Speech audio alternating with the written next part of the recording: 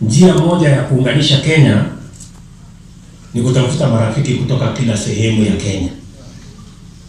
Hata mimi nilijipanga mapema sana iwe moja.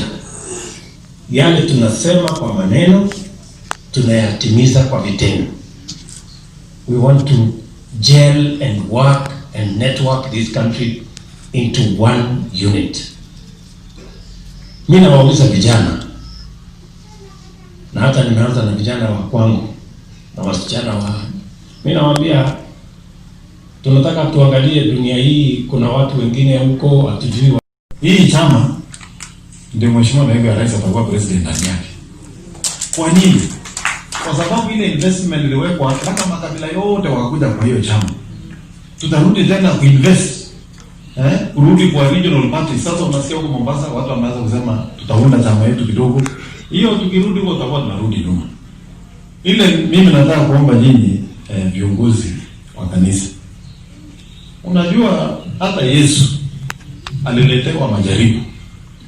Ambiwa ukinikubali, unaona huko tutahakikisha kura zetu zote siko kwa naibu wa rais. Na ile barabara walitunganisha na Mheshimiwa Uhuru ya kuwaweka kwa Kenya pamoja, watu waishi kwa amani, hakuna gia ya reverse. In fact, this country is going to witness a serious transformation baada ya election ya 2022.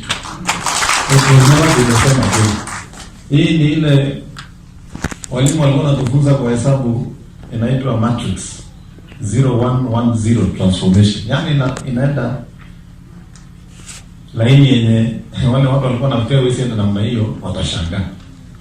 Ya maajabu.